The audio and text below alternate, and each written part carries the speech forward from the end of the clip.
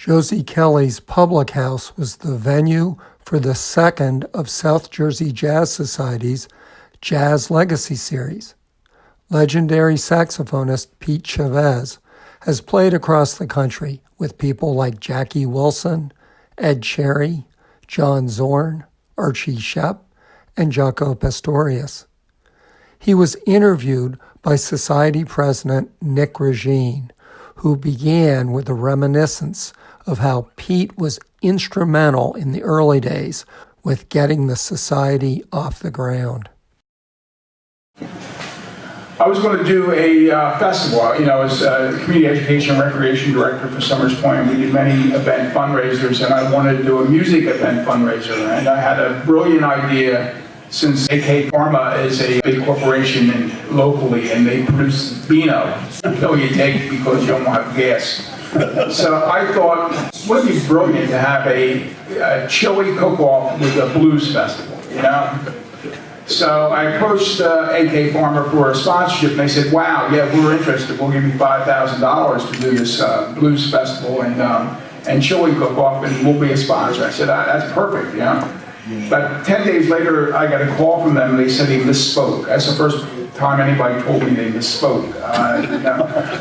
So I said, well, he said, well, we still want to be involved. I said, how much do you want to be involved for? And he said, $500. I said, wow, that's not what I had in mind. And so I had to rethink the whole thing. So I started thinking about, let's not do blues, let's do jazz. And Pete, at that point in time, was my go-to guy for jazz. And I gave him a call. I said, Pete, can we put a jazz festival, a small jazz festival together? And he's for, not a whole lot of money, and make some money for the school system. And he said, yeah, we can do it. And Pete got all the musicians the first time around. It was, I think, Pete had one gig, I think it was in Gregory's.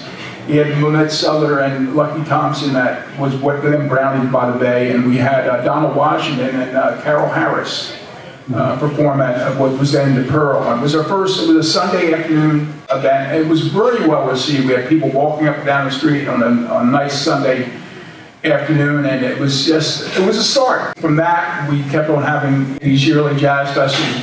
We moved from a one-day event to a three-day event, and then a four-day event. And then once I got retired, we decided to form a society. So Pete was he's the reason we're here today. So nice round of applause for Pete. So Peter, tell us, how did you get started in music? Well, I was in grammar school in the 40s. Somebody gave me a flyer. They were handing out flyers at my grammar school. It said, take a talent test, and if you pass, you get 6 free music lessons. So I showed it to my mom. I said, can I take this talent test? She goes, yeah. So the talent test consisted of do this. So I did that. They said, you passed. Okay. it turned out to be a promo for a music store, right? But I won, by doing that, I won 6 free lessons on the accordion. It's so cute. And after the 6 free lessons, then comes the hook, right? So now you're very talented, you're doing good. You should pick out an instrument and take music lessons at our little school. It was called Simmons Music on East Colfax in Denver, Colorado. So I wanted to play the trumpet. I don't know if anybody ever heard the song Guadalajara. It's got all these trumpets in it, man. I wanted to have a sombrero and a shiny trumpet. And I wanted to play the trumpet. And the guy said, no, you can't, because my teeth were instead of coming out, I'll use my hands. Instead of my teeth being this way, so you could bite an apple, right? My teeth were like this. They were crooked. He said, you can't play the trumpet. He said, you better play the clarinet.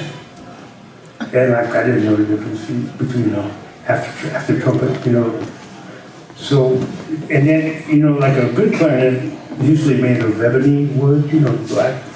And these little cheap student clarinets are made of something else. They're real shiny. So it was as shiny as a trumpet. So I said, okay, I'll play clarinet. Anyway, I'm stretching this story out too long. But after years of playing clarinet, it straightened my teeth out. Wow, it worked, And that's how I got started. Yeah, so you started with it. You said, when we had a conversation before, you said clarinet is much more difficult to master than, for you anyway, than the saxophonist. Yeah, right off the bat. It's like, if you're going to the first floor, second floor, third floor, you know, like the things are similar in the building, that's the way the registers work. And the saxophone and the flute and the oboe, you know, I don't know about the oboe, I forgot already, but you press a register key, you're on another floor, you know? Clarinet's not like that. You press the register key, you're like halfway. So mathematically, it's like more complicated, you know? And then also with embouchure too. So I had a lot of trouble with clarinet. Like I was very good at it, but I was good at classical music. And I had a friend in high school named Jack London. He was a good trombone player, real raunchy, like Dixieland. And he used to take me to these places. Like there was a place in LA called the Bluebird, and I'd go there. They had these like clarinet players. Man, their sound was so wild, you know, they'd be like saliva dripping out their mouth and they'd be blowing. And that's not the way I learned how to play the clarinet. I learned how to play the clarinet like certain real strict embouchure for classical, you know, so it was pretty good. But what was I talking about?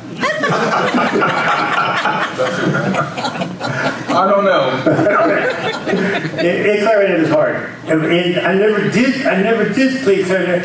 Like when I started, you know, messing around, like well, Dixieland was like the first thing, you know, but I could never get the tone. And now, okay, I'm 76 now. Like I finally figured it out. I could have played it more like a saxophone instead of holding it down. It's very rigid.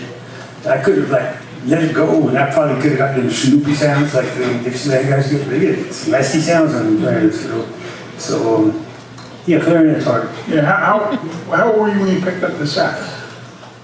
I didn't pick up a saxophone until I was in high school. I think I was 15 or something. Yeah. What drove you to jazz? I mean, you know, you said you started playing classical. I mean, what attracted you to that music? When I was 13, I left home, right? And then I was living in Southern California. I met all these like surfers.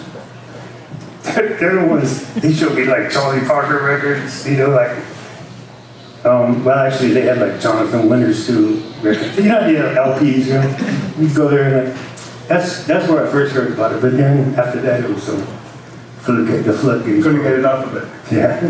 That's great. Especially Charlie Parker. Yeah. Do you bring both your saxes today? No, I just got Which one? You didn't bring the Massive Silver? Yeah, but You brought the Massive Silver. yeah. Why don't you tell everybody where you got that at? You got it in Paris? Yeah, I was in Paris and I went to a music store and tried some horns and they were nasty. And then my wife said, why don't you go to the Selmer factory because it's in Paris, right? So I went to the Selmer factory and I tried all their horns and didn't like them, you know. I told her, listen, when I get back, I'll just go to a pawn shop in New York, get a nice one, you know. And then on the way out, I said, what is that? And the lady says, like, she was like a little bit up at each door, yes, the massive silver. The massive silver. I said, okay, well, I'll try that, you know. And it was beautiful. It had the weight. You know, of course, Selmer always has nice action, you know, but this had like the weight and it had a good sound. So my wife said, if I never complained about living in the country or living not in the city, she'd buy it for me. I said, oh, okay.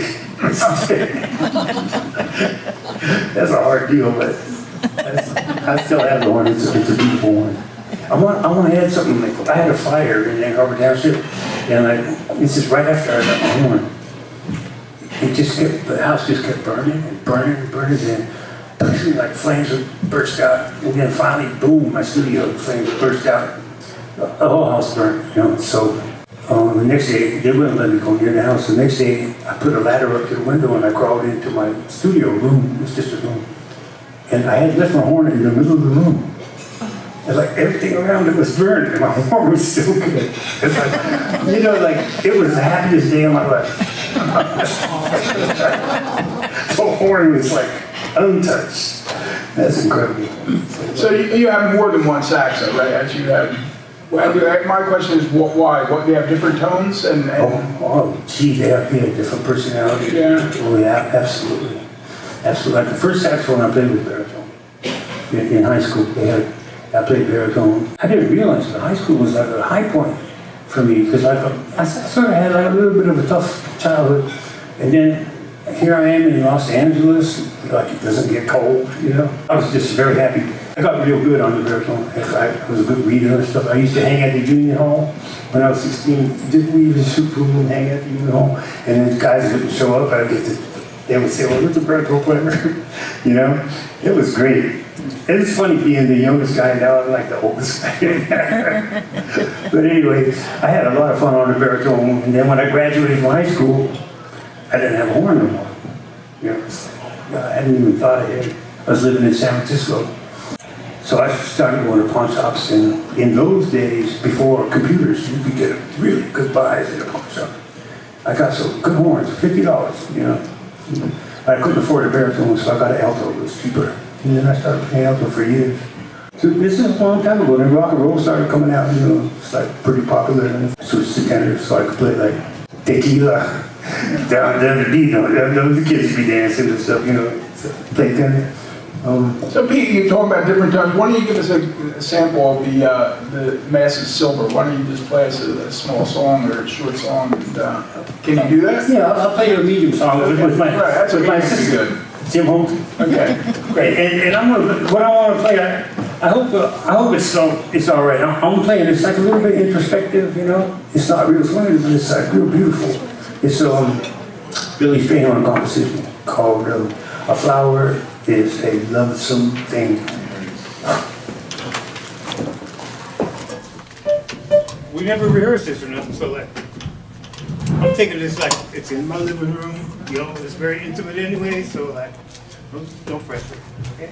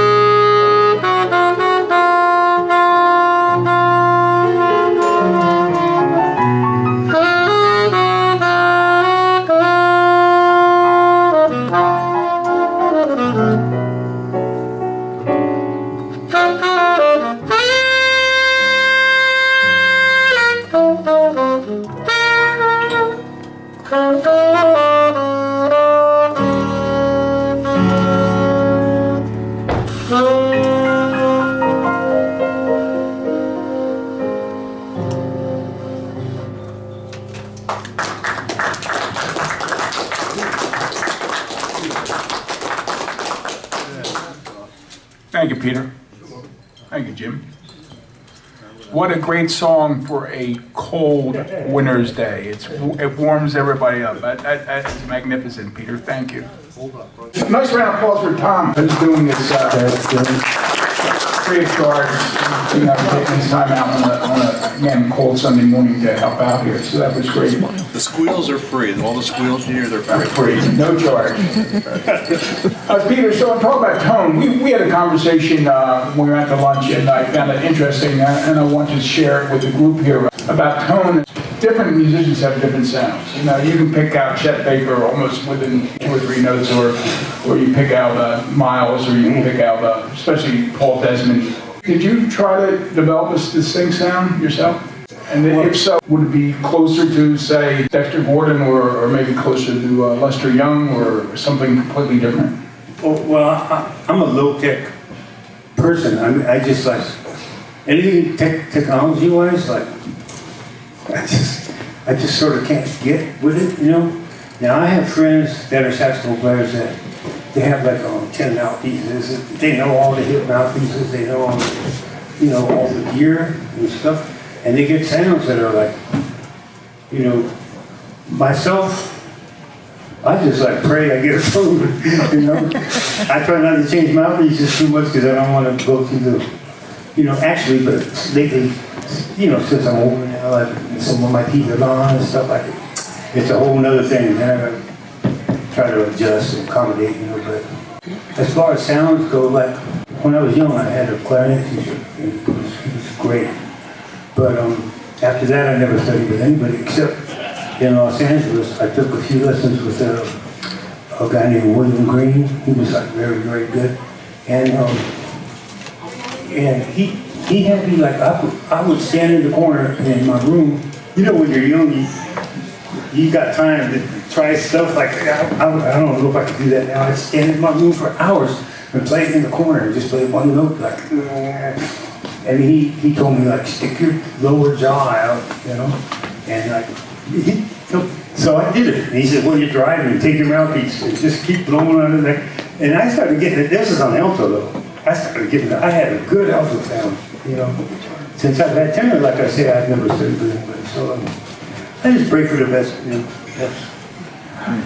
We talked also about, you know, because I asked you about, you know, probably the quintessential or the people that, when you think about jazz and jazz saxophone, you think about Charlie Parker or Coltrane, and I was surprised when you said that you thought Charlie Parker had more influence on jazz than Coltrane did. Well, I wouldn't want to be held to a, you know, held to it like a, right. A serious statement. But and it was different times, you know, when Bird was being innovative, it was like very early on, you know. You know, Train did his thing. He went, you know, he took it at a certain point, and like, you know, the times were different. This was the time of like LSD. Everything was changing, you know. And I wouldn't even want to really compare them. And also you mentioned that you thought maybe Dexter Gordon didn't get the credit he deserved.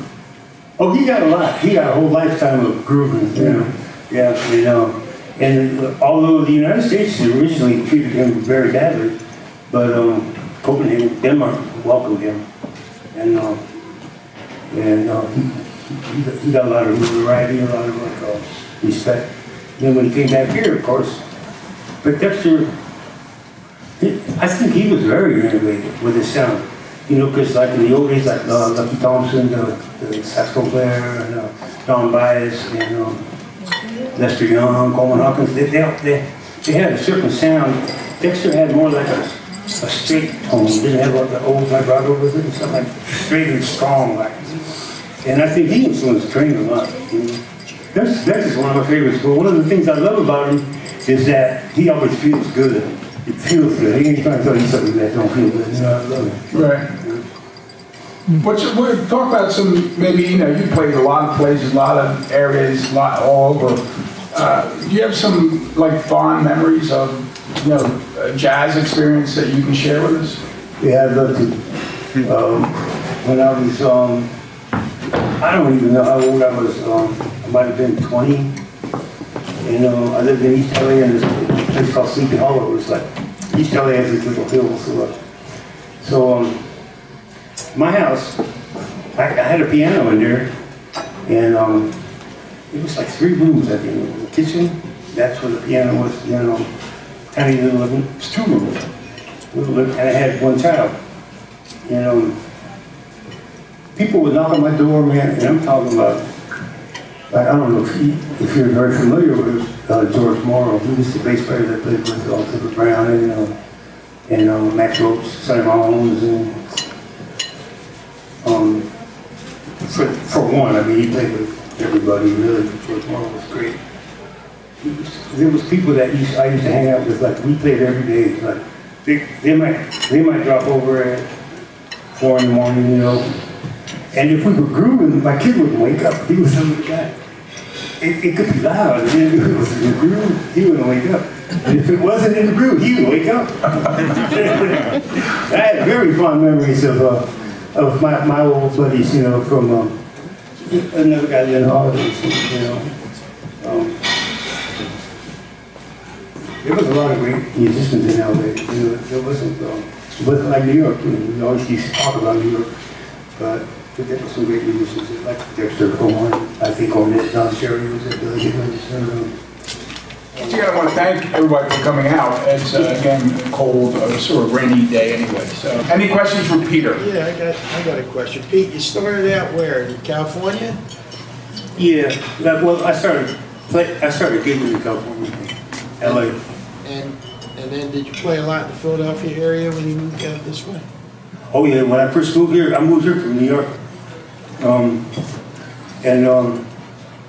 It's funny because in New York, I used to get up, if I wasn't playing, right? Even the gigs start later, but if I wasn't playing, I would get up at midnight and, go out and hear everybody play.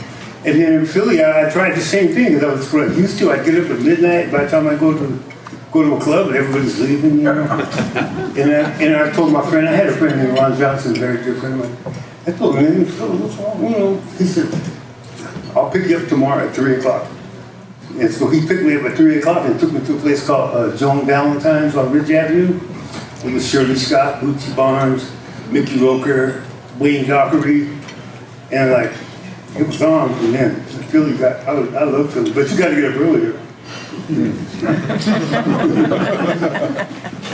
Anybody else out there have a question for Peter? So what year was that? When did you come back to Philadelphia? I came to Philadelphia, I think it was 83. What were some of the clubs you played in? Oh, in those days, Morgan's was there. There was St. Cooper's. I was getting a lot of gigs when I first got here because I lived in Philly. It's easy, like Morgan's, St. Cooper's. There was a really nice little place called Gert's on South Street, and then Barber Barber's down the street. I mean, there was a lot. TNT Monroe's on Arch. Natalie's, you hear about Natalie? Oh my God, Natalie's. There was a place called 40th Market called Natalie's. Yeah, really nice place. Really it. Yeah. It was jumping. Yeah, it was really, really nice. I love Philadelphia. Yeah. I got a question.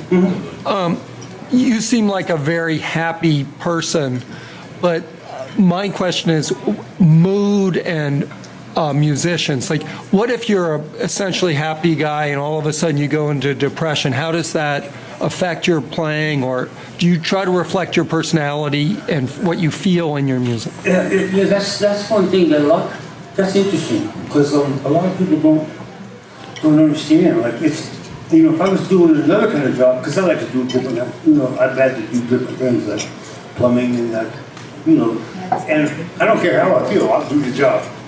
But like it's really hard with music, you know. It's because it's best if you have a certain equilibrium as far as feeling bad or good, you know. It's best if you feel good, you know. But I've seen people play through, you know, horrible circumstances and still play, you know. So I don't know if there's an answer to this, but. Pete, I think we were talking about, you thought that what Coltrane was going through later in his life was reflected in his music, right? Yeah, but that's just a very personal opinion. Yeah, right. It's not a fact. No, But I mean, the later pictures of Train, he was always holding his liver, you know. And like, I can relate to that because when I was 21, I had a very reckless lifestyle, you know. And I ended up with, like, my liver was killing me for years, man. And I was always holding it. Like, if I had to play, sometimes I would tie a book over my liver, put a belt, and tighten it, and then put a shirt over so nobody could tell, you know, because really, and so I would see these pictures and I'll hear the way he's playing and I can relate to it. It's like, you know, it's sort of sad there's something going on, you know. But that's, like I said, it's not a fact. No, well, everything's opinion. Michael? What brought you to settle and work in the Atlantic City area, and when was that? Let's see. I got here, I think it was in the 90s. I was living in Camden. And this guy, Gil Lewis, I think probably a lot of guys know him. Gil Lewis had a gig at Rose's. Atlantic City. It's called Back Bay, Atlantic City on New York Avenue. And he used me there. Then Gil stopped playing there, and the owner asked me to bring a band in, so I brought a band in. That was like for 3 years, me and Doug Scott, and it was kicking, you know. At that club, there was a guy named Steve Sayano. He had a blues band called Too Bad Jim's, and he asked me to play in a blues band. And see, I have a background of like, I like blues. I used to play like what they call soul music back in those days. I used to play on that circuit. I had a lot of gigs, man. But I said, a blues band, that sounds fun. So I was playing with him, and we played at Nick's in the driveway. Yeah. And I was like, wow, this is a beautiful place here, you know. So that influenced the fact that I live up the street, you know. I'd like to ask Pete one more question, and then maybe I'll play one more song for us. And jazz, I think everybody out there probably has an opinion what it is, and also where it's going. But I like to concentrate on where do you see jazz being 10 years from now? Do you see it being the same as it is? It's, you know, or being different, or you talk? I think I lost touch, you know, with the future. 10 years from now, it seems like, you know, we'll be lucky to be, on the planet. You mean the whole human race? Yeah, Not just us. Not just us. Yeah. But like to me, like when I started playing jazz, it wasn't music; it was a language. It was a language of communication, and I don't even know the words for it, but it had a lot of feeling, had a lot of messages in it. But it was a language, you know. And it still happens. Like when it's just like my first son. He used to wake up when it wasn't right. You know, like whether you're a jazz fan or not, if it's right, it just feels good. You know. That's about as accurate as you can get. Thank you. It's very succinct and very poetic. Why don't you have Pete play one more song, and then we'll come back and we'll you know, talk and a little bit more, then we'll call it a day. Peter? Okay. We'll play shorty.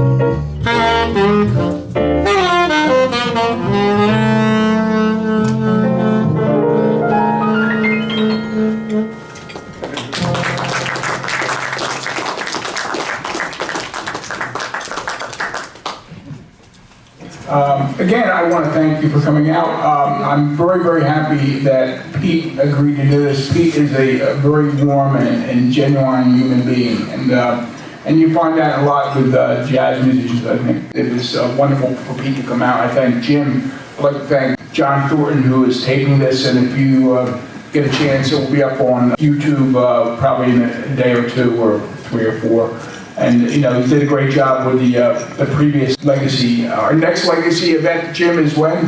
February 10th.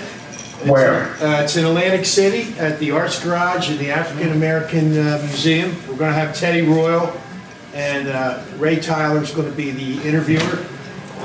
That's also going to be at 11 a.m. So that's February 10th, and we hope to see you all out there. Could I say one more thing? Yes, go ahead. In regard to what Nick was saying, I just want to tell you one Dexter story, okay? Me and this bass player, his name is Mark Edwards, he used to play in my band, right? We were on 46th Street in Manhattan. And Woody Allen was like making a movie somewhere around there, so he kept coming in and out. And then Dexter Gordon walked in, right? And I know Dex, right? So he came to our table, we were talking, and then he started talking to the bass player a lot. They were talking about Maurice's, right? Maurice. They're like, Maurice. I wasn't paying attention, you know, and Woody Allen kept walking in and out. Anyway, after we finished, we left the place, and Dexter lived in Manhattan Plaza, you know, so it's like practically across the street. So I walked into his apartment, and then as we were walking to his apartment, he said, tell me, how does that bass player play? I said, well, that's, you know, he's real young, but he's a sweet cat. Dexter goes like, I'm trying to do his voice, because didn't you ever notice all the good cats are sweet? That's my Dexter story. All the good cats are sweet. That's it. Very sweet. But again, I don't know if there's much more I can say, but again, I want to thank everybody, especially Jim Toohey. Jim, this is Jim's idea. And what I've learned in life is not much, but leadership is rare. I know that, and I appreciate Jim stepping forward with this idea and making it a reality, because it's one thing to have an idea, there's another thing to make it actually happen. And Jim made it happen, so Jim, thank you very much. And this is special. You know, what we have done here is, I think, is tremendous, and it's really unique, and I think we all should be very proud of it, and we should talk it up as much as we can, because without support, without people getting involved, who knows how long it will last. But it's been 2004 when it started. Now we're, over 14 years into this thing. So we're doing something right, and it's mainly because we have people like you out there who support it. So thank you.